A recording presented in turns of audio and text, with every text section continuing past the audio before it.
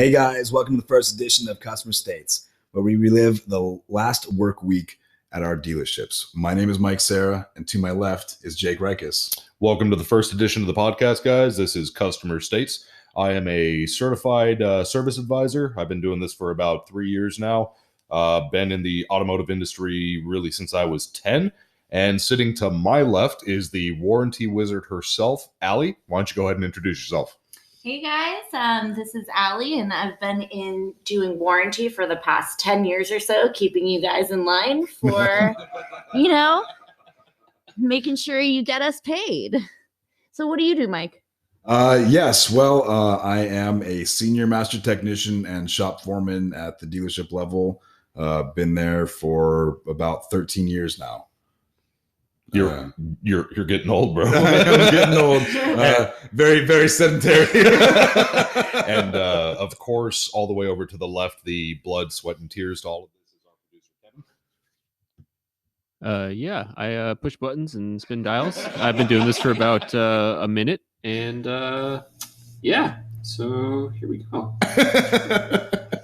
All right, Jake, what do you got for us today? All right, guys. So let's start this off with just a couple of days ago, Mike, I texted you talking about the whole daylight savings thing. Regular people, of course, it's like, oh shit, I lost an hour of sleep. This sucks. But to people like, me as a writer, you as a tech, of course, we receive dozens of calls, people pulling up where it's like, oh my God, yeah, I paid for an oil change and you didn't change my clock. How dare you?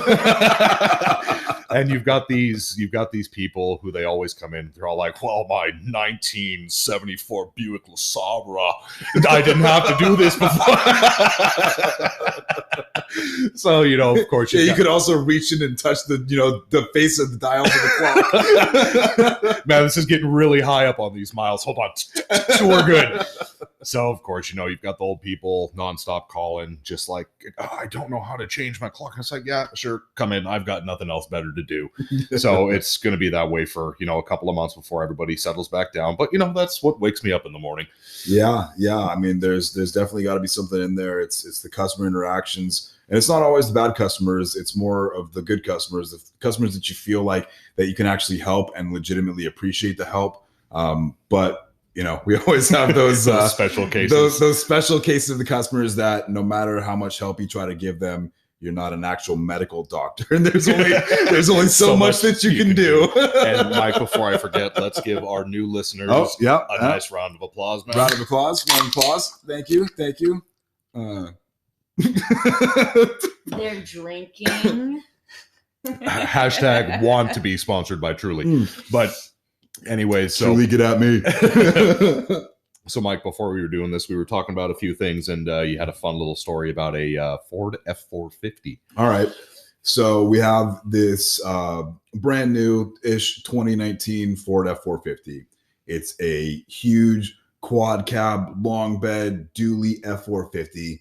And the compensation machine. If you're in the know, then you know. If you don't know, what Jake's talking about is we call it the TPP in the business. But I guess you would say that for the man that doesn't have everything, this is the truck that lets you know that he doesn't have everything. Tiny paper pack. So I get one of my service advisors that come up to me and say, hey, we're having this problem with this truck. This guy is complaining that, when he's driving through the lot, the whole truck vibrates and it's just unacceptable. It never used to do that before. I'm like, okay, well, let's go take a look at the truck. We'll go out for a road test. So I start walking into the lot with the customer. I'm looking for this, dually F450. It's not a rare thing to see, sure. And out in the middle of the lot is this giant F450 with friggin' tractor tires on it. And I'm looking at this thing. I said, are you serious right now? This is what the customer is complaining about for like road noise and like vibration in the vehicle. Service advisor's like, yeah, he's complaining about, ever since we Bro,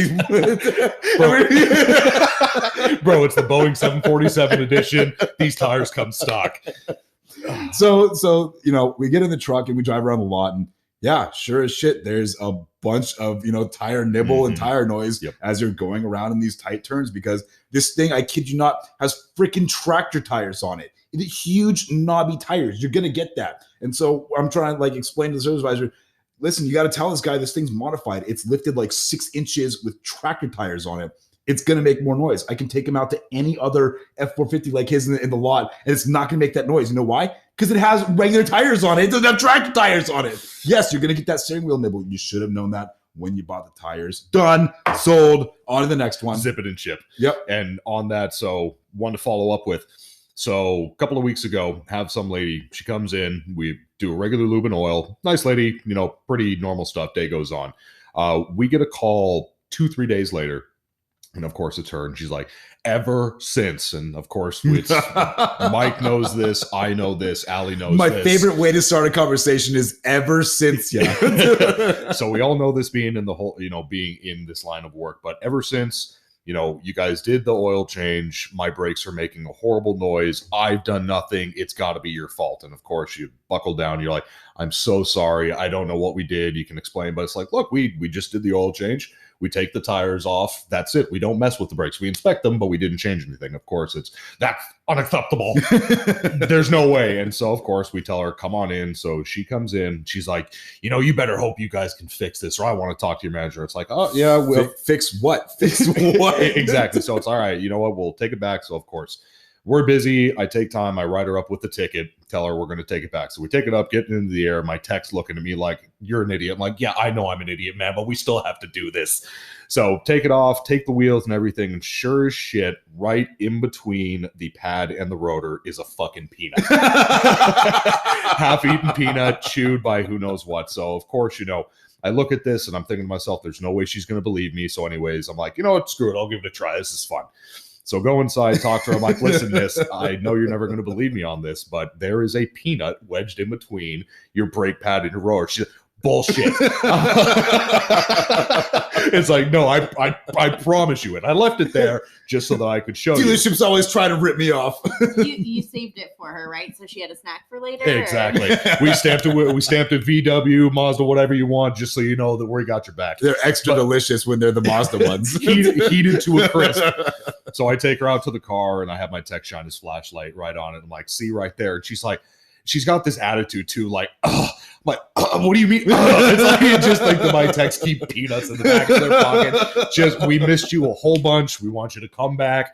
It's like, it's just an excuse to see you. Yeah, exactly. I loved your beautiful smile. As long as you didn't let her see the Ziploc full of peanuts that you keep, you're all good. So it's just stuff like that. But it's part of the job. But it is a pain in the ass sometimes. But it's with it. And then, you have other people that go through this where they're like, well, how does this happen? Most likely you had some form of rodent, squirrel, whatever you want to call it, just was up on your tire or something trying to get near your car and just drops a peanut and it dropped lands. A tasty little morsel down and it landed perfectly just in the perfect spot. And, of course, you're like, well, my car's inside of my garage. There's no way. If they want to get into your car, they're going to. Number one, I don't care if you live in the city. I don't care if you live out in the woods or how clean. So, of course, they're like, well, what can I do to keep this from happening? And all of the wives' tales and stuff we're about to go over right now. So if you're interested in trying to keep rodents away from your vehicles, pay attention right now because this is where it comes. What do they do? What do you see? Well, I had a customer at the dealership actually on Friday that I was standing up in the service office and I was overhearing a conversation because the vehicle was in for rodent damage. And she was describing to me, we live in Malibu, we live in the canyons, and we were gotta start there, man. It's highfalutin. It's like it's clean. There's no way. Guess the vehicle. Just kidding. Bleep. So they're telling us, we had heard that the mothballs are good for bats, and so we were going to put some mothballs in there. And have you heard any success with the mothballs? And I'm just like over in the corner giggling. Pretty much how you just did, Jake. Mothballs? When the fuck were you born? Mothballs is like 1930s technology. For your cedar chest that your mother left you. Yeah. Oh my God. And then of course with Allie, her favorite is, this is going to be covered under warranty, right? It's like, And you want to look at them and you want to go, totally, because the manufacturer trains these little fuckers to seek you out and make sure they go through the most important wires or places in your car just so you gotta spend money. Yeah, until you can show me a squirrel or a rat with like a little blue oval or a little BMW sign or something on the back of it, a little bow tie on the back of it stamped in, I'm not going to believe this is going to be covered under warranty. Those are outside influences. Exactly. I'm very sorry to tell you. Oh, and just like you were saying, oh, I keep my car in the garage all the time. So you never drive your car anywhere. It's like never leaves the grocery store or your friends. It's always in the garage. There's no other way that rodents can get in there. I'm from Malibu. I get all my groceries delivered. How dare you? How did your car get to the dealership? You didn't drive it here today? It was teleported here? Came on the car flatbed. never leaves the garage. Or of course, man, it's the Irish Spring soap bars where you open it up and it's like they are just everywhere. It's an Irish Spring commercial in there. Exactly. Okay, and then the Irish Spring bars with all the rat shoe marks still in it because now they have minty fresh breath. Exactly. They got a hot date. But yeah, there's the Irish Spring. Of course, you've got the people who are always like, speaking of Malibu. Malibu. There's always like, oh well, I use essential oils. It's like you peppermint oil. Exactly. It's like all that you gotta do is just 50% peppermint oil, 50% water. You're good to go. And it's like, and of course, and we're always like hot pepper wax, whatever. And then my favorite is when you go out there and your texts get fucking flash banged by those little tiny electronic boxes that flash and the high pitched noise, and you're sitting there and you do your regular and you open it up and just. All right. So on that note, I'm the first person in the dealership in the morning. I open up the dealership, turn on all the lights, turn on the compressors. And, a few months ago, I was walking through the lot and, walking towards my stall and the dealership's quiet. It's dark out and I'm like, what is that noise? Like I zero in on it immediately and I realize it's one of the electronic rodent repellent devices. And so I walk up to the truck and I pop, I go grab the keys, I pop the hood, I turn the thing off because, man, I am there by myself. Still dark outside. It's stone dead quiet. I'm not going to listen to this thing. I'm still, despite the shooting and the drums and the music and the air tools and all this stuff, I still have very good hearing. So I can hear all the frequencies of everything anywhere. And so this thing is driving me nuts. And sure as shit, you know what happens? They go grab the truck, pull in the lube rack, turn the switch back on and park it right out next by my stall. When it's done, the damn thing's going off in the middle of the lot again and it's driving me nuts. So every single time one of those vehicles come in, the first thing I do in the morning, hit it with a hammer.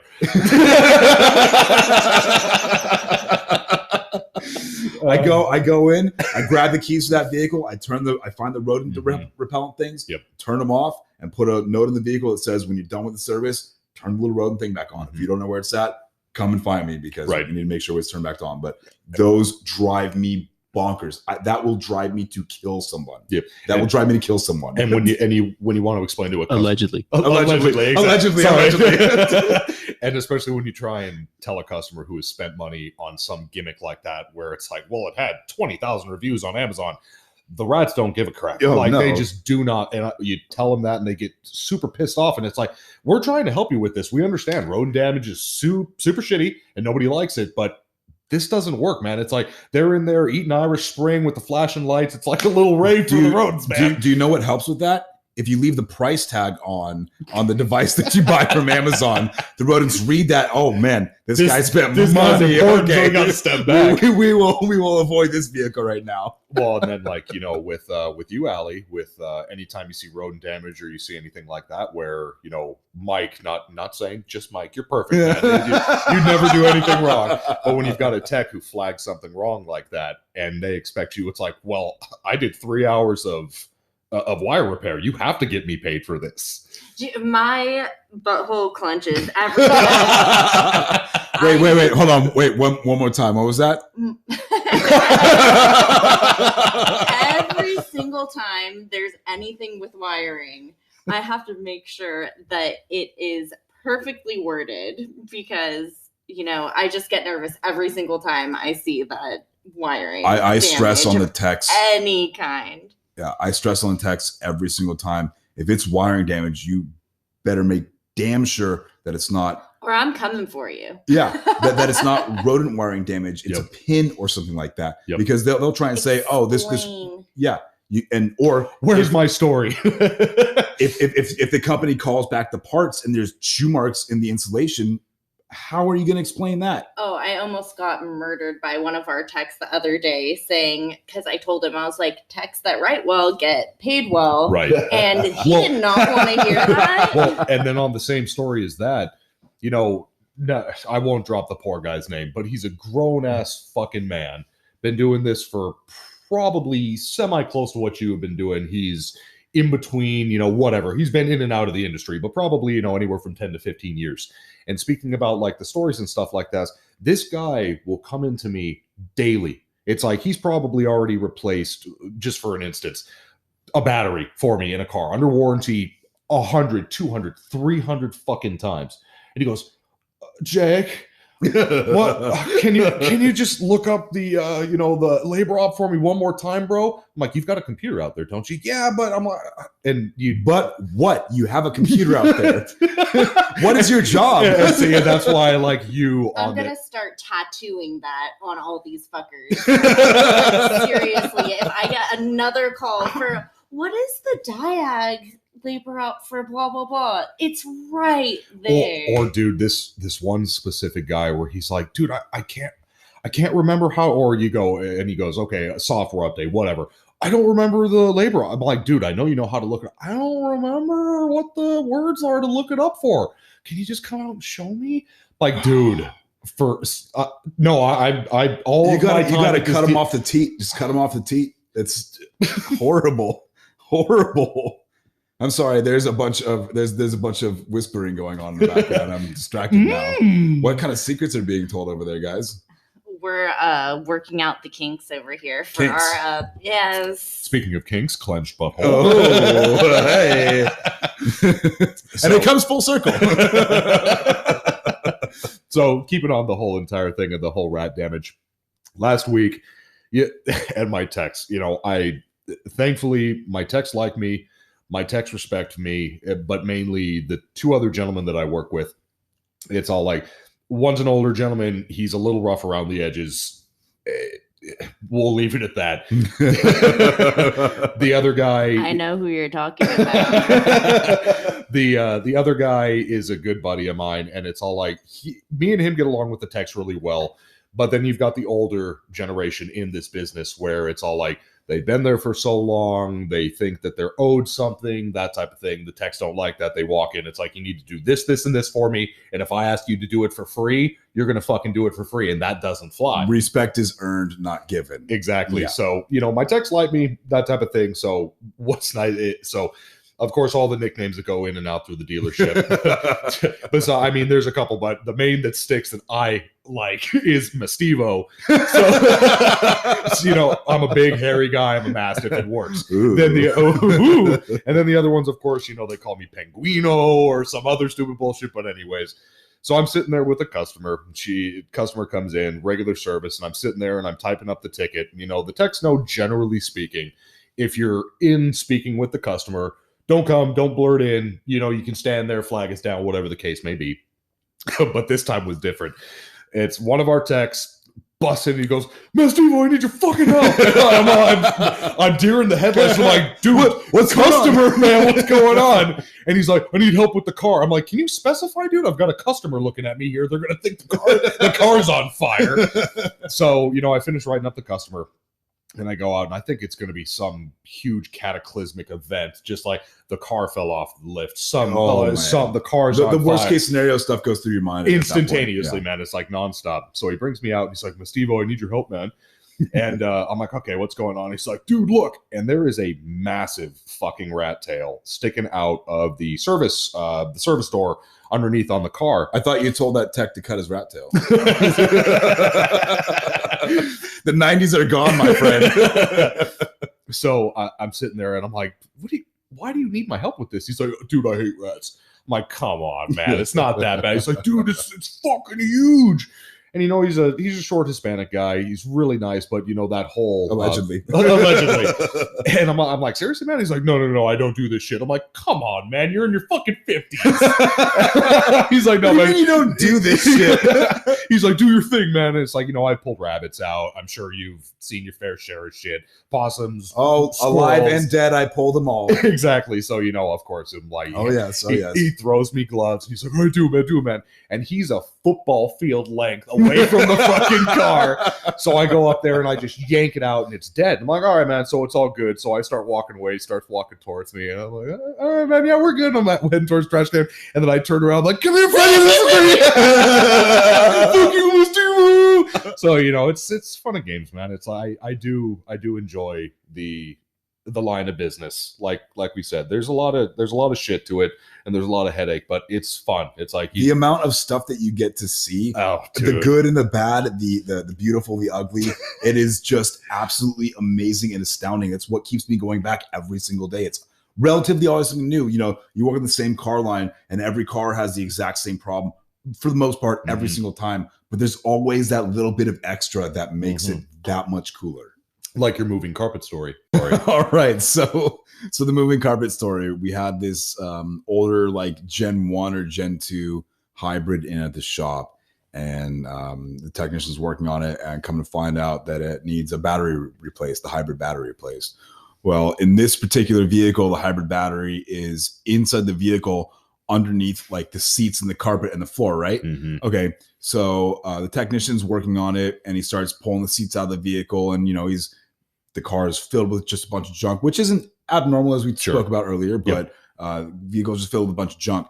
And so he gets down to start pulling the carpet out, and all of a sudden, I see like the whole shop comes around the vehicle. I'm like, okay, what's going on here? So I walk down to the technician's stall, see why all the technicians in the dealership have gathered around this vehicle, and everybody's talking about how the carpet's moving. I'm like, what do you mean the carpet's moving? Look, the carpet's moving. The drugs are kicking in. Tell me about them golf shoes.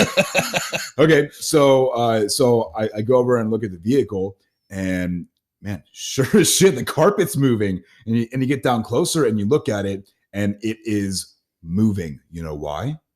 Because all the ants and roaches and insects and things on this are alive. This thing is a wash with movement from all these insects and things that are on this carpet. So now the problem isn't, well, how do we fix this vehicle? Right. Obviously it needs the hybrid battery. Yep. How do we get down to this part? Because safely. Yeah, I'm not a pesticide service. I can't get in here. That's above and beyond the call of naturally what's required from me as a technician. And literally at that point, it's like, okay, so do we call the Orkin man out here to come and take care of this thing for us so we can get down to the part that we need to do? And hey, ma'am, so fortunately the battery job was covered under warranty, but Orkin charges by the hour. Yeah. So you're on the hook for that. And we need to keep the car overnight. Yeah.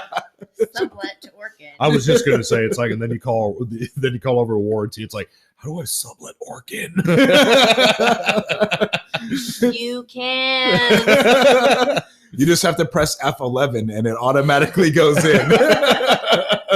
Well, like you were saying with that whole entire thing, especially with the whole COVID, it's changed the whole dynamic. Oh, that has made it so much crazier, so much harder. Well, and it's, I've got techs who, same thing. It's like, people come in and they tell you, it's like, I'm so sorry, my car is so dirty. And it's like, it's a car seat and an open bag of chips and maybe a few loose tissues. And they're like, I'm so embarrassed. I never keep my car like this. And it's like, ma'am, I don't think you understand what we deal with sometimes when it comes to this.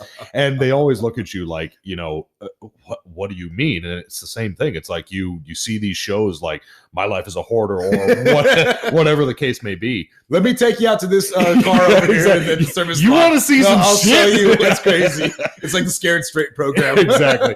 But you literally can only sit in the driver's seat. It's like the back is covered, the passenger seat is to the top. And with COVID, like I was saying, I've had texts where it's like, you can pull it in, you pull it out, no big deal. And they're like, okay, it's disgusting, but I can make do.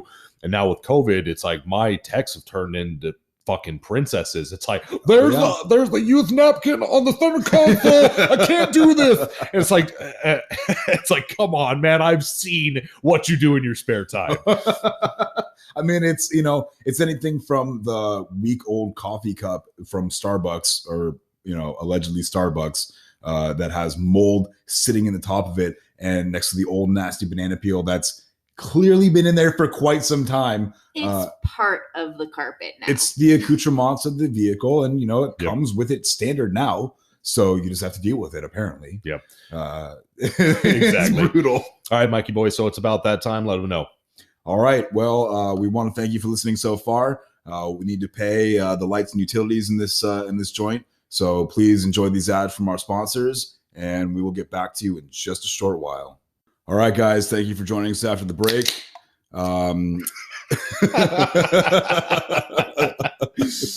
Jake, while we were on break, you were talking to me about your most favorite customer in the world. Do you care to relive that story for the rest of us? Yeah, if I absolutely must. Please do, my friend.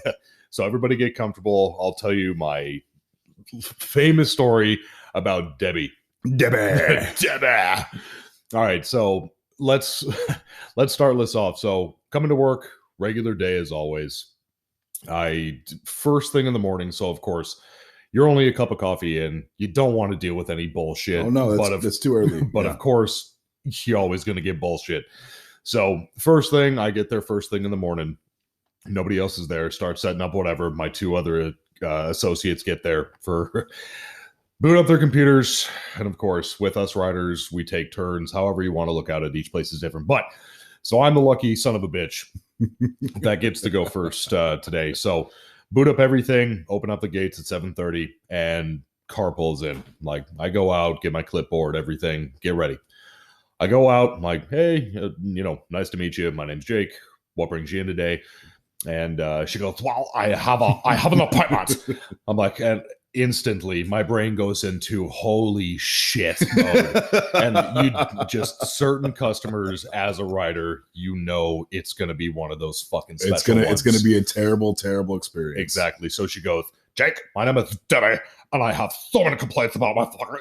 Oh my God. I'm like, okay, sure. So let's, keep it. I tell her, I'm like, okay, keep all this fresh in your mind. Let's get one by one. Exactly. So let's keep it fresh in your mind. Let's go inside. We'll write up the paperwork. I'll get all of the complaints for you. We're good to go. So get her inside, prop up the computer, all that happy stuff. So I'm like, all right, Debbie. So let's start with your first complaint here. She's like, oh my God, I have so many complaints. Where do I start? I'm like, I'm thinking I want to tell her. It's like, the fucking computer only allows me to do so many lines. But anyway, so I'm like, all right, so what's going on? She's like, well, Jack, let me explain to you. She's like, Bluetooth. And I'm like, fuck, not Bluetooth, anything but Bluetooth. So she's like, there's about 13 million different things it could be for a Bluetooth concern. So exactly. So she goes, okay, well, first off, Bluetooth and fucking Apple CarPlay. Do you know what Apple CarPlay is, Jake? I'm like, yes, Debbie, I know what Apple CarPlay is. She's like, okay, so it's bullshit how this fucking works. I'm like, okay, so explain it to me. She's like, so, well, I try with Bluetooth and CarPlay at the same time. They just don't work. And I don't understand. It's a brand new car. It's got 3,000 miles. It's a fucking lemon. And of course, it's people's favorite fucking word. Throw that around all lemon law this, lemon law that. In California. It's been 3 times since I've had this vehicle in. It's lemon law now. No, exactly. That's not how it works. It's like, all right, Debbie. So first off, let me explain. It's like the way that the car works with the Bluetooth and the Apple CarPlay, they use the same system. You use a plug-in. If you still have your Bluetooth running, they butt heads. Both are trying to download your information. It's totally normal. You just need to turn off your Bluetooth and it'll be fine. Well, that's bullshit. You just need to fix it, Jake. That's unacceptable. Like, all right, Debbie. So, I type that in. I'm like, okay, what's your next concern, Debbie? And she's like, well, speaking about the rail, how about XM? XM sucks. She's like, I'll just be driving along, listening to my fucking tunes. I love the fucking Allman Brothers. Ma'am, we all love the Allman Brothers. Please continue with your story. It's like, do you know fucking Hall & Oates, Jake? Do you know Hall & Oates? So she goes, sometimes I'm driving along. XM works great, and then all of a sudden, I lose the connection. And I'm like, in a tunnel sometimes even. It's like, I'm fucking underground. I'm a fucking mole woman. It's just you wouldn't understand. So I tell her, I'm like, look, Debbie, XM works, satellite connection, all this good happy stuff. Sometimes you are going to lose that connection, and it's totally normal. Well, that's bullshit, Jay.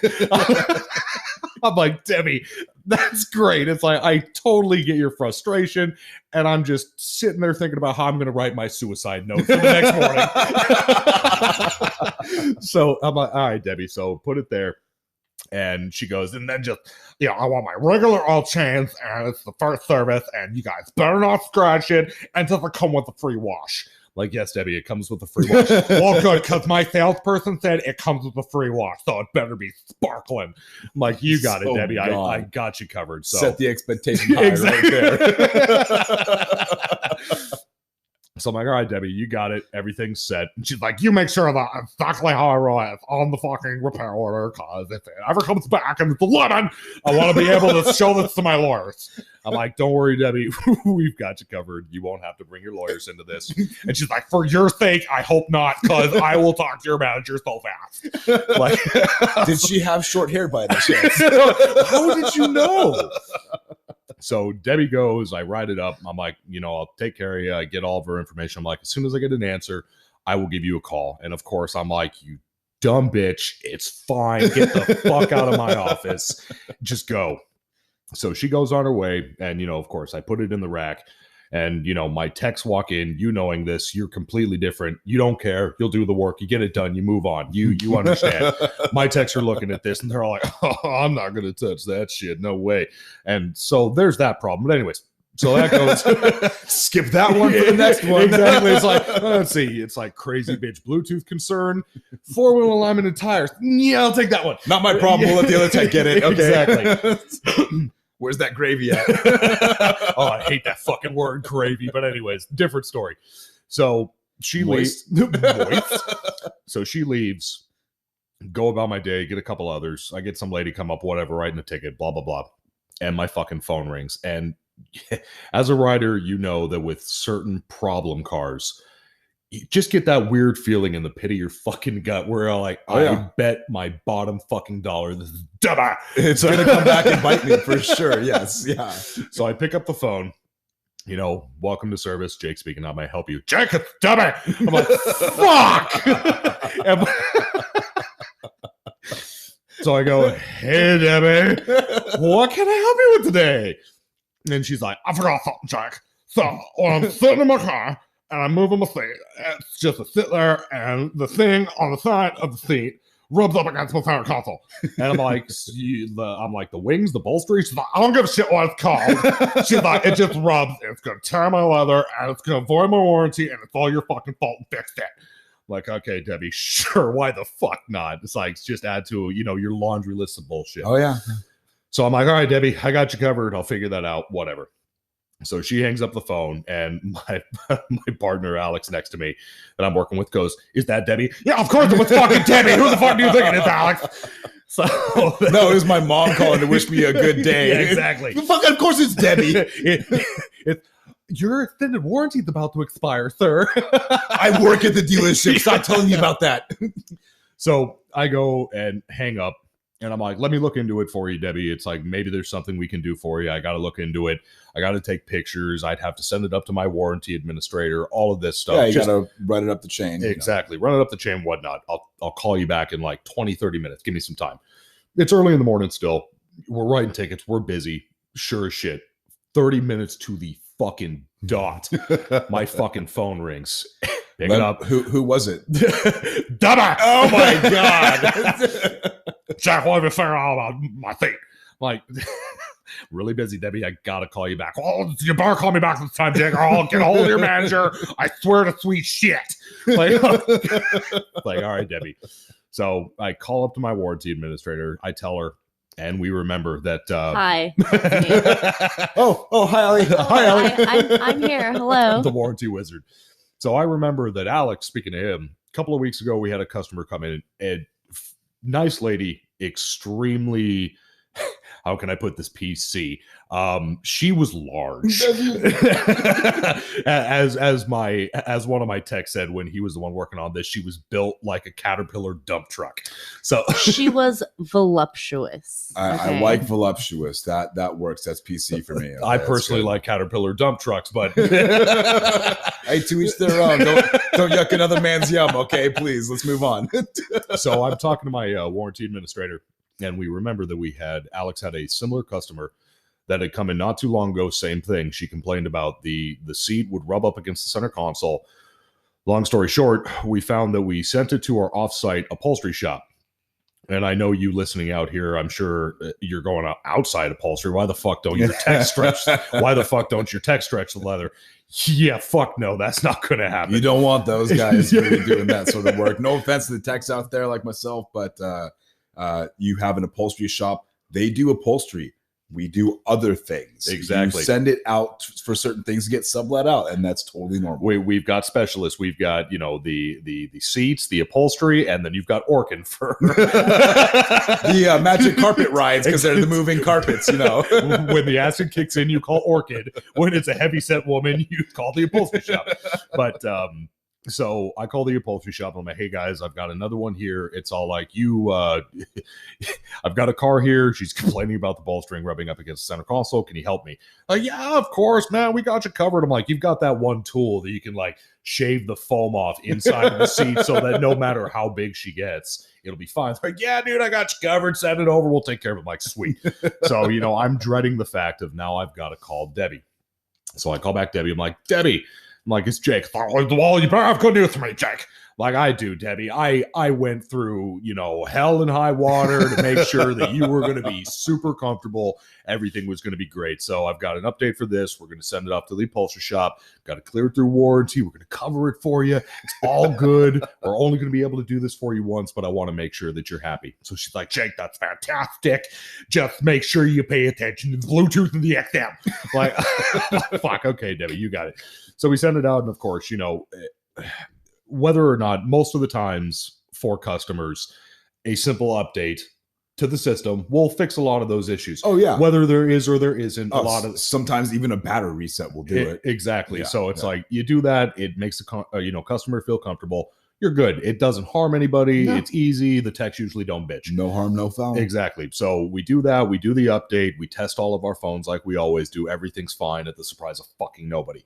And of course, my texts throughout the rest of the day are like, you're a fucking idiot. You don't think I fucking know what the hell's going on here, man? I have to write it up for the customer. They're looking at me in the face. I can't tell them, ma'am, this doesn't exist. You're crazy. Let's move on to the next one. Exactly.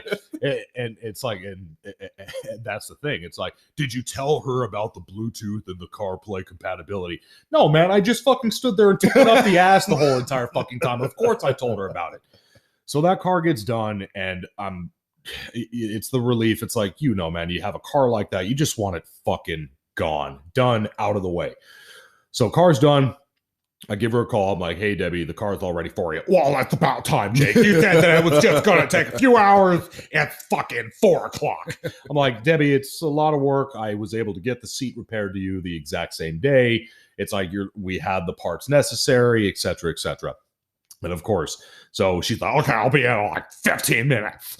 And of course, when they call you, when they call you or you tell them you're going to call on the dot, I'm going to be there in 15 minutes. 45 minutes later. It's 5 minutes before fucking closing. 3 times. It's always 3 times. Exactly. Always 3 times. Yeah. So 45 minutes later, Debbie shows up. And of course, before she does, I try calling her. It's getting close to closing time. I try calling. Of course, dead air. No fucking answer. If she wants to call me, but anyways, she shows up. She walked in and she goes, Jack, tell me everything else of that. I'm like, okay, Debbie. So we did this to the seat. Everything's good to go. It won't rub. Oh my God, that's fantastic. It's like, great, Debbie. And then the other thing. So we updated the software for you. Yay. Everything's going to be fantastic now. And you shouldn't have an issue, but keep the Bluetooth off on your phone and this and all. And the woman who I spoke to that morning who knew everything about Bluetooth and XM, I go, you need to turn off your Bluetooth before Apple CarPlay and everything will go fine. She goes, what Bluetooth? And I go, what do you mean what's Bluetooth? She's like, what the fuck is Bluetooth? I don't know Bluetooth. I'm like, Debbie, have you ever made a phone call on your car? Hello, Yeah. reply. Hello. Have you ever taken a phone call on your car? Well, of course I have, Jake. What type of stupid question is that? That's Bluetooth. She's like, well, whatever, Jake, it's a stupid system. Why do I have to turn my phone off a certain way to have the other thing work? It should just work perfect. You know how much money I spent on this car. Like, fuck. Yeah, 25,699. Yeah. Let me call up Nikolai Tesla and he can explain this to you. Okay. So it's like, I get it, Debbie. It's like, I'm a fucking retard. You're right. I'm sorry. But anyways, everything's perfect, ma'am. You're good to go. All this, the seats fixed, the Bluetooth, the XM, everything's good. Oh my God, Jack, you are the absolute best. And I'm going to always ask for you with any question. Fuck! Debbie, really, there are two completely good riders here besides me. They will take care of you. No, I'm actually quitting this week. I'm going to be on vacation every time you call in. It's really weird. My scheduling's bizarre. So she takes the car, and that's done for the time. So she leaves, and I'm like, sweet, everything's good to go. No more worries. And she's gone for 2 minutes. I'm like, all right, end of the day. I'm good to go. There's only about 10, 15 minutes left. I'm in the clear. Phone fucking rings. Oh, no. Oh, no. Jack, where the fuck are all of my saved fucking radio stations? What have you done to my car? It's broken. I'm coming back. Please, Debbie, no, you don't need to come back. Please, anything. It's just like, no, it's just this, and I don't understand. And then the other thing, my presets on my feet are absolutely fucked. I'm like, Debbie, we updated the software. It's a possibility that some of your saved stations may have gotten lost. In the update, totally normal. Seems pretty reasonable to me. Nothing. Yeah, it's like, you just need to go back. I understand. She's like, well, why didn't you reset them? I don't know, Debbie. I don't know that you listened to K100.7. So I'm like, we can't do that for you. You just have to reset them like always. You know how to do it right. So, of course I do. What do you think I am, stupid? Wait, hold on. Let me bite my tongue here. My lawyer says not to answer. So she's good with that. And then she goes, it's like, okay, so the seat, I don't understand. It's like, my presets are screwed. It only goes forward and back. I don't get it. It's like, I want it to go left and right. It's like, Debbie, what the fuck do you mean left and right? This is an omnidirectional fucking seating. What the fuck? I'm like, it moved forward, back, up, and fucking down. When you like it, press and hold the button and go on your fucking way. She's like, well, that's stupid. But anyways, and Jake, I'm sorry if I came across kind of crass. It's been a lot with this car. So besides, I could go on and on, but besides the fact, that's the fucking story of Debbie, and everybody has their favorite customer. I'm sure I'll have one again next week, but we'll leave it at that for now. Okay. So you want to talk about difficult customers? Well, as the shop foreman and the senior master technician, sometimes Mike, do you think you're better than me? Not better, just different. Yes.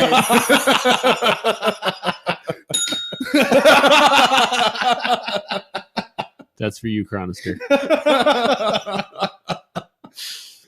So yes, God. because I am better. So I see this appointment in the morning for a 2020 Mustang, and You're already set up for failure. yeah. And because I always check the appointments for the morning, the written appointments in the system. This one says something to the effect of check engine light on or shifting harsh in between gears or something like that. So finally, this vehicle comes in, and I get the call from the service advisor, and the service advisor's like, yo, I got this kid up here. Buckle the fuck up. It's like, I hope you're sitting down, homie, because just check this one out. Oh my So God. the service advisor is telling me over the phone before I come up to the service drive. He's like, hey, I need you to come to the service drive. I'm going to take a ride for this customer. But check this out. He's telling me that in his brand new car, when he's trying to get on the freeway, the check engine light comes on. And also when he's driving around town, it's hard to get it into different gears. I'm like, what do you mean hard to get it into different gears? I'm assuming it's stick shift. Oh, You're yeah, it's a tech, stick Mike, shift. shouldn't you know? Well, you would hope. But you never know what you're going to get. So I go to the service drive, and it's this, 5.0 Mustang. It's brand new Mustang. It's a little bit raced out. And So I come up there and introduce myself. Hi, my name is Mike. I'm the shop foreman, senior master technician here. What can I do for you today? And so he starts telling me the story. He's like, yeah, and like when I get on the freeway and like, I'm like 7,000 RPMs and I try to shift into second gear. Fuck. I'm like, okay, hold on. Shift into what? Second gear. I'm like, all right, so hold on. You're telling me that you're getting on the on-ramp on the freeway at like 60 miles an hour in first gear and you're trying to shift into second and you're having issues? Yeah, I'm like, okay. Right then and there, there's your problem. Dude, there's your red what do flag. you mean? And like, yeah, you know how they like advertise this as a race car? Well, it's a Mustang. It's very fast, a lot of fun to drive. It's a great car, but you can't redline it everywhere that you go because the red line in this vehicle is about 6,700 RPM. And that's the red line. That's not even like the suggested like driving range RPM limit for it. Right, there's fast, pushing it, and what the fuck. So Yeah, the gnome is going. So he, we're talking about this, and he's telling me like, yeah, when I get on the freeway too, the check engine light flashes. I'm like, okay, when the check engine light flashes, that means one of two things. It's either a misfire or you're having catalyst damage, most likely from misfire. So like, what happens like when you do that? Oh, like I said, 6,000 miles, it was 6,000 RPM, 7,000 RPM on the freeway. Lose the power. The check engine light starts flashing. I'm like, yeah, that's called the red line, buddy. Oh my god! But Mike, it's like it's trying to shoot me through the windshield. Something's wrong here. So I'm like, okay, so and I try to explain these things as normal to him, but I haven't even gotten in the car yet. I'm just talking to this guy on the service drive, and I can see he's kind of getting frustrated because it's a brand new car and it's nice, but everything that he's describing to me is his fault. It has nothing to do with the car. Wait, so I'm like, let's pull this in. Your famous line that you always hear, Allie. That's not warranty. So I'm trying to get to what might potentially be warranty with this brand new car with nothing wrong with it. Mm-hmm. Just to appease the customer, and I'm a nice guy, and if there's something wrong with it, I want to fix it. That's how I get paid. I don't get paid to talk to you on the service drive or go for a half-hour road test with you for a no problem found vehicle. Okay, so then he starts telling me again, when I'm just like driving through town, sometimes second and third gear, is a little harsh. I'm like, do you happen to be in the red line when you're shifting between second and third gear? He's like, no, just normal driving. I'm like, okay. Let's do this. What is normal driving to you? So before I even give him a chance, I said, let's do this. Let me go grab a seat covered floor mat. I'm going to drive and we're just going to do my normal road test. And, we're going to see what's going to happen. And you tell me if I'm driving the way that you would or whatever. We'll see what happens with this vehicle. So I get in the car and, I drive the vehicle perfectly fine. The car is driving perfectly fine. Like a dream.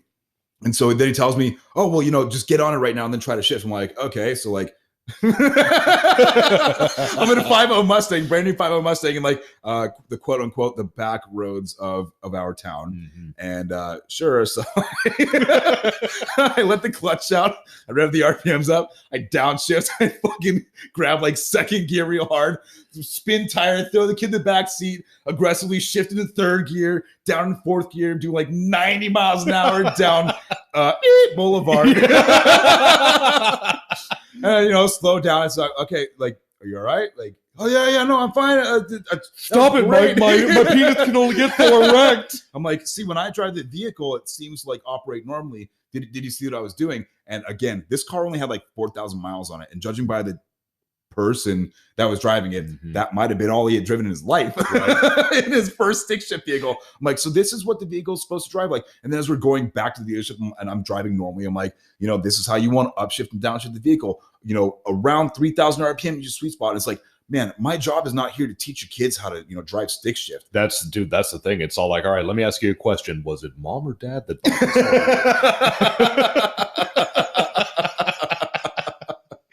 Well, you see, I'm part of this trust fund. Bro, do you see? Hey, we're a proud people. It's brutal. And again, that's where I have this really soft spot for customers is that, I feel like part of my job, not just to fix the vehicles, is to fix the customers, explain to them what a normal operation is for their vehicle, their brand new vehicle, or potentially even instruct them how to drive their vehicle better to get the most performance and fuel economy out of it. Exactly. But man, when you come to me and you tell me that your check engine light flashes around 7,000 RPM getting on the freeway, it's like, Yeah, but I that's bet it about does. right. Well, It's like, no, seriously, check the engine. It's probably broken. but it's true. Like what you said, it's like a good tech like you will not only help fix the problem, but let me tell you ways that you might be able to avoid this. Let me tell you ways to enjoy this more. It's like we still work for companies, whether or not we get hit with these things. It's like we still want you to enjoy the brand that we represent. Okay, so I've got one for you. I got kidnapped by a customer the other week. What? Yep. Freaking kidnapped by the customer the other week. So trunk or front? It was front. And so that's just to be clear, a full frontal kidnapping. Full frontal kidnapping. Full frontal kidnapping. Kinky. And when I tried to explain to everybody that I got kidnapped, like, well, why didn't you drive? Like that way you could just gone back to the dealership. Well, I started off driving, my friends. What part of kidnapping don't you get? So this guy's got a 2020 brand new vehicle, and he's explaining to me that in the mornings mostly, when he's in his garage and he go put it in reverse, driving out of his garage, there's a really harsh engagement. Oh boy. Okay. I said, all right. So does this happen usually at any other time? Yeah, sometimes like when I go to the store and I park at the store and in the lot and I come back out to my car and do the same thing, like going into reverse or like going back in a drive real quick. I'm like, all right. So do you notice this happening? Like, why did you fire up the vehicle and you go put it in reverse and just like start the engine, put it in reverse, and then go? Yeah, kind of. All right. Well, let me stop you right there, cowboy. Let me explain to you how a motor vehicle works. I'm assuming you've owned a vehicle before in the past. Oh yeah, I had a 2003. Okay, this is nothing like 1967 Buick Sabra. However, it works on all the same principles. When you had your old car, did you just get in and fire it up all willy-nilly and throw it in a drive or park and speed out down the street? No, it took a little time to warm up. Really? So the same internal combustion style engine and the same automatic transmission, it's in your old vehicle and in the new vehicle, works the same way through the same hydrodynamic principles and stuff like that, is working the same way? Oh, well, I didn't think about it. Okay. What's going on with this? Wait, let's reverse that. I didn't think That's about that. Exactly what it is. So no matter what you tell this guy, he doesn't want to hear it. And it starts off with me driving, and he's talking about, parking lot, engagement issues, right? Mm-hmm. So in the lot, I'm driving through the dealership, and I pull into this spot, and I shut the car off like he instructs, and then I turn the car back on, and I put it in reverse and back up, and lo and behold, nothing fucking happens. Mm-hmm. And I do this, probably 15 times in the lot, and then he's like, okay, well, let's take it out to the street. We'll drive a little bit faster, and then we'll try it again. Okay, it's early enough in the morning. The auto mall is not full of parked cars yet, so let's try this now. So I pull into a couple different spots around the auto mall, and again, lo and behold, nothing happens. Yep. Well, let me try. I'll show you what's going on. Dude, I just did this 25 fucking times in your car. Nothing's going to happen. Yep. And if something does happen with you driving, it's because of you, man. User error. So we go around through the auto mall. We switch seats. And he goes and drives around the auto mall and does the exact same thing, pulls into a spot. Well, okay, let me go drive over to the shopping center over there. Because the shopping center across the street parking spots are going to make your car feel different, right? So I, again, I'm very polite, very nice. I want to appease the customer. Listen, you want to choke him out, but I definitely want to choke him done that. But if he's going to be an advocate of the dealership and be a customer for us, mm-hmm. I want that relationship with the guy. Mm-hmm. So I'm going to do everything I can do. If there's something wrong with his vehicle, I'm going to fix it. If not, I'm going to tell him how his vehicle works, right? Mm-hmm. All right. So after all this, I kind of told him, hey, nothing's happening. Why don't you just, take your vehicle back? The car's got 3,000 miles on it. Let's see if this condition matures. Mm-hmm. That's one of my go-to lines. Let's see if this condition matures. Mm-hmm. We need to let this mature. And I always tell them, if it's not happening right now, what am I supposed to do? I'll take your transmission all the way apart and it's not happening right now. Am I supposed to see something that's failing that's not failing right now? All right. So anyway, he's driving. He drives over to the shopping center. And we pull into in front of Trader Joe's, it happens to be. And he's like, okay, so I pulled in this parking spot. I shut it off, and he shuts it off. And he says, I just forgot. He's like, okay, so we're just going to sit here for 5 minutes, and then I'm going to fire it up again. Sir, I mean, I want to do everything that I can to fix your vehicle, but I do not have 5 minutes to sit here and wait in silence with you. I have a job to do. I like my job is to I only make money by fixing cars, and I hate to bring it back to money, but like I only make money by fixing cars. And at the dealership, there's probably 7 other people like you right now waiting for me to fix their car that's actually something wrong with it. Like I said, you have plenty of warranty coverage, there's nothing that's wrong with your vehicle right now. As I felt, there's nothing that leaves me stranded to believe that you're going to be upset. So you're saying you don't want to sit there staring deeply into your customer's eyes for 5 minutes saying nothing? It's extremely difficult to say that sort of thing. The other sort of thing to say is we're going to take a quick break right now. Again, thank you to our sponsors, and thanks for paying the bills. We'll be with you shortly. And we're back from the break. Mike, you never got into explaining how you were kidnapped. Yeah, we were getting to the climax of the story. So basically, we had pulled into the parking spot at the shopping center, and the customer is trying to tell me that he wants to sit there for 5 minutes. And I'm explaining to him, no, can't do that. So I said, let's go back to the dealership again. Like I told you, the vehicle's operating perfectly fine right now. Let's go back and, release the vehicle to you. And, if this happens more often, then we'll go from there. So he's like, no. Let's go drive around for a little bit longer. I said, okay. So we do like 7 circles in the parking lot. He pulls into virtually the same parking spot and wants to do the same thing over again, wants to sit there for, 5 minutes. I said, all right, sir, I've explained this to you a few times. It's what you're doing. You're doing the cold starts on this, blah, blah. Like, let's go back to the dealership. We need to go back to the dealership right now. No. Let's keep driving around for a little bit longer. So I'm like, reaching into my pocket to pull out my cell phone. Like, I got to text my manager, 911. Like, I call me.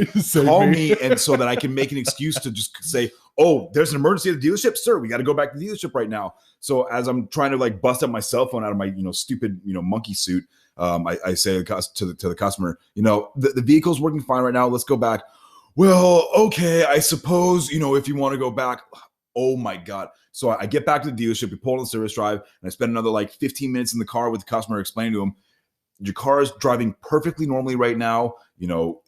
Think about the things that I've told you, how to get the best out of your vehicle and make sure that you're dealing with these cold starts in the way that they're supposed to be done with. Obviously it's a brand new vehicle. You can get it and go, but you can't just fire it up and go. So he thanks me for my time, and then he's telling me, well, I need to have something written down, like in writing, that I had the service, here. I said, well, there was no repair made on the vehicle. I can't write something down. Well, I just need to have something down in writing, something official. I said, well, the only official thing is a repair order. Like, I can go inside and get you a piece of paper if you want, and like write down on a piece of paper that you and I. No. It's got to be official. I said, sir, please just let me go. I said, how about this? And I bust out my cell phone again.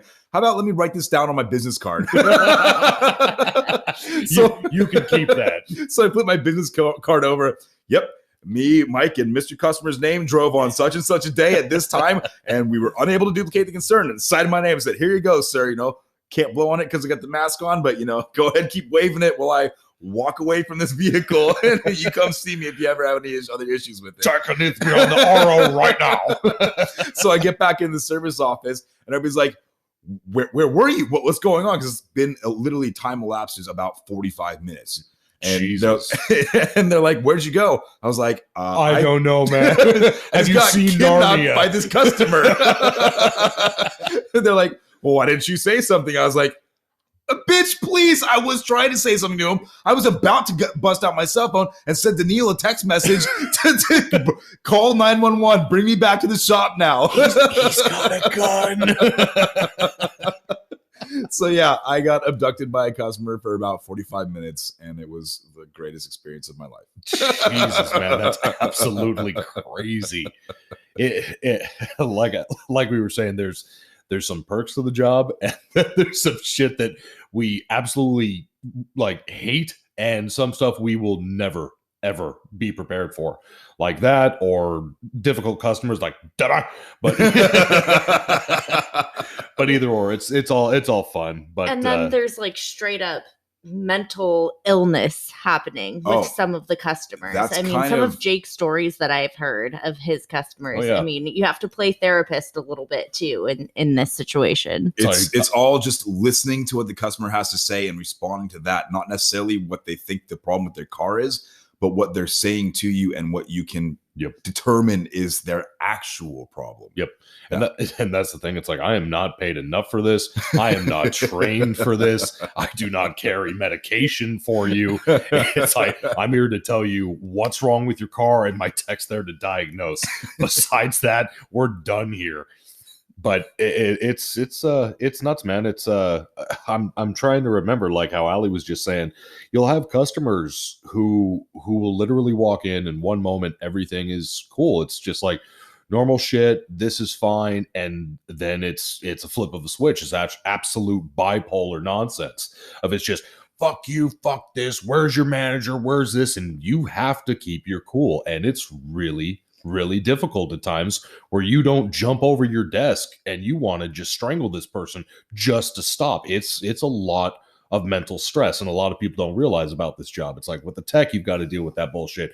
With the writer, you have to deal with that bullshit. You're the front-facing customer person. You're the one that has to take the brunt of the force. Exactly. It's hard. It's hard. And I end up getting you guys sometimes, like when Jake calls me, I get you so hot off of a customer asking if things are covered, and I just feel for you guys sometimes. I mean, I'm sitting on the desk and I enter everything into the computer and make sure it's kosher, but for you guys, it's like you're on the front lines. So it's really hard talking to that effect. So I get, it's my job now. Yes, I road tested this customer's car, and now I have to put an official story into the computer as legislated by the Bureau of Automotive Repair and California Motor Company, California federal laws, all the kind of stuff. So I've got to make a professional written story about how I road tested this customer who's a complete fucking moron and has no idea what they're talking about, but yet I have to put into civil words that anybody can understand of road tested vehicle with customer. Everything the customer was talking about was completely, batshit crazy. There is no way in hell that the car is making the woo woo woo woo woo noise when it's not how do you anywhere. Spell woo woo woo woo? Or Yeah. like how do you so ka-chunk ka-chunk ka-chunk? How do you spell that? Well, and I've seen ROs that I'm getting from techs who are so pissed off that they've called Techline, they've done all of this, Oh, and fuck Techline, like Jesus. and I know you guys don't always want to do that, but I mean, it's sometimes CYA. the only way. You have to cover your ass. You have to do it. And I've seen Cover your stories fucking that ass. said literally jumped through Techline hoops. Like they're so pissed off, it comes through their story. It's sometimes hard. it's It is. really funny Well- to see. It's really Well, funny. and Like I funny can see after the the fact ballpoint that pen it's done. pressing into the paper. Well, and then the other thing is like with Techline, how she was saying, or you call whatever to figure it out. My techs hate calling Techline, and it's like, guys, that's what it's fucking there for. It has nothing to do with you're not capable, you whatever. It's like, you're human. We get it. You've been here for 30 fucking years, but to let this car go instead of opening up a can of worms further or getting married to this thing, call. They're there to help. So a couple of days ago, Alex does the same thing. It's like some battery concern, whatever the case was. Tech's like, I'm not going to waste my time. I'm not going to call Techline. We're like, the fuck you're not, man. Just call. Get this gone. Nobody wants to deal with this any further. So Alex opens up a Techline case himself. And this particular car brand doesn't necessarily like the writers calling. They only really want text, but they'll let you. So he does. And my tech finds out about that. Oh, He's no. fucking livid, Oh, no. man. Fucking livid. And at that point, of course, it's like, I love my techs, but they're all prima donnas, man. And no offense to you, I get it. It's tough, man. You do the work, you do this, and then you overstep them or step on their toes, and they're done for the fucking day. And then you're fucked. I can appreciate that because, at the end of the day, it's like, I don't come in and tell you how to do your job. Please don't do the same thing to me. But if you think that maybe that there's something that I'm overlooking or that I'm missing, I'm not, I'm open to advice and help. But if you come in and you tell me, listen, I road tested with the customer, it's a left front wheel bearing, and I tell you, dude, I had the car apart this way and that way. It is not a left front wheel bearing. Yep. If you want me to throw a left front wheel bearing on it, I will. but then send it somewhere else because I'm not doing it Yep. after that doesn't fix it. Exactly. So if you come down and you try and be aggressive about it, that's one thing. But if you're, in that case, him opening up a tech, contact, a tech line contact, that's not terrible, but still at the same time. Yeah, it's kind of like, you're raining on my parade a bit. Exactly. Or like you're saying with the whole, it's not a left front wheel bearing, I will replace it for you type of thing. It's like, number one, you guys don't want to be back flagged. Number two, once again, to revisit, you don't want to get married to a fucking car, man. A problem car is a problem car enough on its own. The worst thing is you have those riders who are like, just throw the fucking parts at it. It'll be completely fine. I am not a parts changer. If you want somebody to just throw parts on for you, that's one thing, but that's not me. That is so hard when you get up to my desk too, because you want to throw parts at it, and that's not what warranty pays. That's not the procedures you're supposed to take. And I sometimes think with this tech line thing, it's a little bit of like, in my personal opinion, let me know what you guys think about this, is like dudes asking for directions. Like, you don't want to be the one. All right. Wow. All right. That came out of left field. Man, I feel personally fucking attacked. Hold on. Feel attacked because I feel like it's more of a solution sometimes than where's my safe space right now? Not in warranty. I mean, it's, honestly, it's hard. And we have the same thing. And some of the times, we have this whole trouble tree, that you're supposed to follow before you contact the technical hotline. And guess what? The last step is before you contact technical hotline is getting me personally involved as a shop foreman. Yep. And sometimes techs won't do that, and they'll just hop on there and say, "Well, he doesn't know. He doesn't know this. He doesn't know that." Yeah, it's a. How do you know until you ask? Right. Well, and that's the thing, man. It's a prideful job. Exactly. There's like a hierarchy and there's a lot of politics that go into sometimes, not all the time. Sometimes it moves like clockwork and it ends up really good. But other times, one person was pissed off that the shop foreman peed in their cereal that morning or whatever. It's true though. It's absolutely true with that. It's a he said, she said, I've been here longer. What the fuck? Oh, and shit. Speaking of what, going back to fucking gravy, not to totally fucking flip the subject here, man. But that fucking word to a writer is like fucking nails on a chalkboard. Why? You don't like gravy? Dude, what about biscuits? Do you like biscuits? You got some biscuit boots for that gravy train you're riding. Smothered. And I get it. It's like, don't get me wrong. I like making money as much as the next guy. It's how I make my pay. Right. But when you have texts like with the hierarchy and the I've been here longer, he said, she said thing, it drives a writer nuts. Granted, it helps to have a good dispatcher. And with our dispatchers, great guy, but he's timid. That does not bode well for and see, and that's exactly it. It's like he wants to please everybody, and you fucking can't. That is not your job. Your job is to dispatch out the work and get it done. I have explained to him, I'm like, at most dealerships, you are a higher position than the techs or the riders in the sense of your word fucking goes. Absolutely. This is your fucking ticket. If you don't like it, go the fuck home. The dispatcher is in between the service writer and the technician, and the service writer writes the ticket. The dispatcher gives it to the technician and says, get this done right now. Exactly. Please and thank you. Right. And simple as that. Right. And on the gravy thing is that's what I mean. It's like, so he's usually pretty good. Don't get me wrong. It's like, here's an oil change. Here's this, here's that. And of course, once a day, there's always a tech who's like, well, why the fuck is he getting brakes and this and that? And all that I've got is oil changes.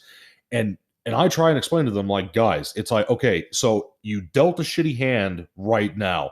You are sandbagging this fucking oil change for an hour and a fucking half. And he's gotten 2 jobs that have earned him money in that hour and a half.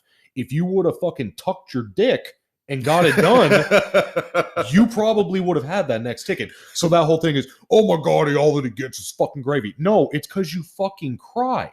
It's like, get it done. I get it. It's shitty. Same thing with the fucking riders when you try and explain it to them. It's like, dude, I can write up 7 oil changes in a fucking row. And the other 2 guys are getting tires, brakes, serpentine belts, whatever the fucking case. There's nothing I can do about that. It's a crapshoot. It's all in turn. The sooner you're ready to go, the better chance you have of getting a better job. But wouldn't it be like, okay, so if I do a shit ton of oil changes, I do like it adds up, you know? So You what do they think just like at always want? 7/10 at a time, an oil change is Exactly. not. I guess. Or you know, add an oil change. It's like when you're sitting there, okay, so let's say I do 7 oil changes in a row. They're $100 and whatever dollars is what it works out to be. Don't even have to do exacts. So it's $700, $800. Awesome. Don't get me wrong. I love $700, $800. But then when you have one guy across the way who does front and rears, a belt, and tires, he's at $19,000, $2,000. He's done for the day. He's good. Yeah. Yeah, it's really hard to try and find the perfect balance between what you want to take on and what you can take on. And, you know, again, like you said with the oil changes, you know what, for 7/10 on an oil change, I don't need to bust my ass anymore to get 7/10 for an oil it's not change. worth it. You know, a good tech like me, if I had everything there, half hour, multi-point inspection, tire rotation, oil change, no big deal, and on to the next one. But you know what? That breaks my back. Yep. That's brutal work. That's the young person's thing. Mm-hmm. And not to mention the fact that somebody in my position at the dealership, I unfortunately am not necessarily really allowed to do oil changes because it's not cost effective for the dealership to pay me for the oil changes. So I kind of get a little bit of a break on that aspect. But yeah, you know, beggars can't be choosers. And I hear the same thing from the technicians all the time. Yep. Well, you know, I'm not making enough money. There's not enough hours. Look, I look over there and I see a Lubrac, or I see, Lubrac is full of work. Go pull some oil changes. No shit. You want to do some PDIs? You want Dude, to do a used car? You want to do brakes? No, that's not my. Don't complain to me then. I'm giving you You options. don't want to be a team player? Fine. That's Go home. That is exactly it with how you just said with PDIs. That pays 9/10. And To- to layman, what exactly is PDI? So a PDI is it's a first inspection process once the cars come off. Pre-delivery inspection. Pre-delivery inspection. When the vehicle comes off the truck from the Yep. manufacturer, we have to check in the vehicle, Yep. make sure everything works, take it out of transport mode, Yep. peel off all the protective labels, attach the hubcaps, Bleed the inflate tires, right, blah, blah, blah, exactly. you know, all that and sort of stuff. bottom of the line is that does not take 9/10. A dude who's ready. It doesn't take half a brain either. Exactly. So. And that's I'm not gonna lie, I love peeling that plastic off of the cars. It's something like deeply soothing to me to peel that plastic off. I've done it when Jake was a porter before. where I started was at the Porter. It's Billy likes to peel the labels off his bottle of Bud. OG Kush. But and that's the thing, man. It's like with those PDIs, you'll have a tag. I'm not getting any work. It's like, dude, there's 2 hours left in a day. We've got 40 PDIs. Do 10. It's 9 hours, man. And it'll take you what, an hour, maybe? Wait. You want to know? 9/10. You want to know what 9/10 times 10 is what? 9 9 hours. Gee. Oh my god, this is my warranty administrator. She's I not an use a accountant. calculator, okay? I have an accounting calculator. So, you know, it's really easy at the It dealership has level. video games on it. At the I wish. My Nokia has Snake. At the dealership level, it's great. So you have, you know, you get 7 cars in the same car. Mhm. Every car is the same. So bring all those 7 cars into your stalls, park them on top of each other if you have to. Bang them all out at once. Guess Yep. what? You're doing the same thing 7 times. It still kind of takes you roughly the same amount of time, but you're getting paid 7 times over for the same job. Right. Be smart about it. Work smarter, not harder. Exactly. I mean, it's, again, very crucial. And banging out cars is a sexual act, or Well, it depends on what dealership you work for, but at my specific dealership, it's not a sexual act. But I can, you know, maybe Lamborghini, something like that. It'd be a little bit more. You ever seen sexual. that guy who had sex with his red Mustang? It was a huge thing on TV. Why's it got to for be a while. Mustang? Yeah, you know. My Mustang was white, for the record. Oh my god. I bet it was. After I was done. Yep. have you seen the hyper exit on a Lamborghini? But the HDMI cable at the back. Man, but it like doing this at the end of the week though, it really does make it all worth it, man. It's like you just get to shoot the shit, really talk about stuff. It's a nice unwind. Yeah, it you know, it gives us a little chance to vent and recuperate and recharge for the next week, get everything out, You know, we love to hear stories. We love to tell stories. It's just an absolute thrill to finally have an outlet after all these years to not only talk with somebody else who's in the industry with me, but potentially get you guys in at home to share in, write in along with us, ask us questions, tell us some of your funny things. Maybe we'll get you on air as a special guest. Yep. Technical questions are always accepted, whether it's a car technical question or something about warranty assistance or man, I am very good at writing warranty stories. If you have a question about how to write a good warranty story, we could all clone Mike, don't we? talk to my warranty administrator. She'll say the same thing. You know, seriously, I do not mind helping. That's what I do at the dealership. I help everybody out. So if you need any help with anything at all, write in, let us know, call in. We're here for you. The one and only time that we will act like therapists for you. It's a safe space. You can vent. We're here for you. Tell us your problems. We're never going to make fun of you on this episode. It'll be the next episode when you come up as part of the customer states. Oh man. Let's go ahead. We got time for probably one more quick story if any of you got something to say. Actually, you know what? Speaking of just completely different and outside stories through there, just looking, it's like I'm sure plenty of you, just if you have a computer, you're a meme lord, whatever the hell the case may be, I'm sure everybody's seen the whole Jeep story that's been floating around in the news right now. That this poor what Jeep story, Jacob? Please expand on this. This poor son of a bitch, man, that towed his brand new Jeep in 4-low and just absolutely decimates his fucking engine. So basically you're telling me that this guy flat towed his Jeep behind what I can only assume is a giant diesel pusher RV and accidentally not only left it in gear, but left it in 4-low. Yep. Okay. The pictures are insane. The video's even better. It once again, is this covered under warranty? No. But I'm looking at the pictures right now, and it's, you know, as a writer, as a tech, as warranty, we all see stuff, and but I mean, looking at this is absolutely baffling, the amount of damage that has been done to this poor fucking car. I feel like this is going to be that sort of, we're going to put this up on a plinth and show to everybody what happens, like that Land Rover that it was in a police chase and they got like all the flat tires and the cars kept like driving on the freeway and like the whole God damn, man, I need a Range Rover. Yeah, like the whole undercarriage was like ground down to nothing. I don't know why I thought you were going to go with the OJ story with the Bronco with all the cops chasing. Well, with I also had a Bronco too, so I mean, no, I had a Bronco as well, not a Bronco 2. But, fair enough. Allegedly. Yeah, they probably just donated that to some sort of vocational school. You know, it's like, yeah, so this is what happens when. the pictures of That's this what thing. rock shields are for, right? No. the rock shields were gone. This thing was rubbed down in the subframe. And you know what? Speaking of like accidents like this, it's reminds me of a story. So I've got a chick who called in not too long ago. She goes, "Do you guys do body work?" I'm like, not necessarily. I'm like, we'll replace your bumper for you, front, rear. We do glass, but if it's anything to do with the body, I'm like, if you have metal damage, anything like that, frame damage, I'm like, we just don't. There's no reason. Yeah, it's got to go to a body shop. Exactly. Yeah. There's no reason to bring it to us. You got to bring it to a body shop. We can tell you a body shop that works directly with us. That way you're only getting the parts that you need.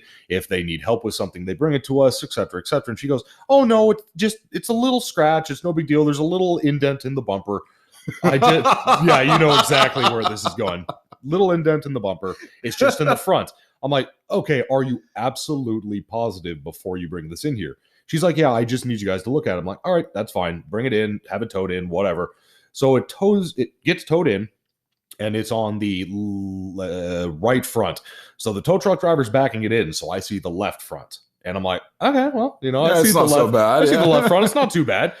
He gets it down, and I shit you not, man, the wheel has been turned a whole 45 fucking degrees, so it's facing in to the actual framework of the fucking car. The whole entire passenger door is pretty much gone. The frame itself has somewhat welded itself to the fucking alternator pulley. Awesome. It's awesome. bad. So I go on the line, I'm like, hey, what about this is just minor again? She's like, it's not that bad. I'm like, what do you mean this isn't that bad? And she's like, well, it's just a little bit of a, just a little fender bender. This is destroyed. I'm like, this is a total loss. You need to call the tow truck and have them get it out of here. And she's like, okay. I'm like, I'm sorry, I can't help you. So anyways, thank you everybody so much for joining us for the very first episode of Customer States. We really enjoyed ourselves. We hope to keep doing this for you guys and keep having the fun. Please follow us on Twitter and Instagram at customer_states and Facebook at facebook.com/customer states. It really will help us grow, and we'd like to continue doing this and building our family. Mike, would you like to say anything heading out? Yeah, I just want to say again, thank you very much for joining us. It's been a little bit of a process to work through for our first time. Trust me, with your help and support, we will be much better in the times coming. And again, the way that you can make us better is by writing in, calling in, telling us what you like, what you don't like, giving us some ideas. Ask us some questions, whatever you want. Help us We're grow. here for you, okay? And you be here for us as well. Thank you. And our warranty wizard, Allie, would you like to say anything before we end this episode? Yeah, of course. If anybody wants to send in any voice memos to customerstates@gmail.com, that would be awesome. We want to hear from you guys, and we can't wait to do this again. Oh, yeah. It's going to be good times. It's going to be good times. And once again, thank you, Kevin, to our producer. Thanks to everything that you do for us, man. Couldn't have been here without you, and to many more from this point. Thanks for listening again, guys. We'll see you again real soon.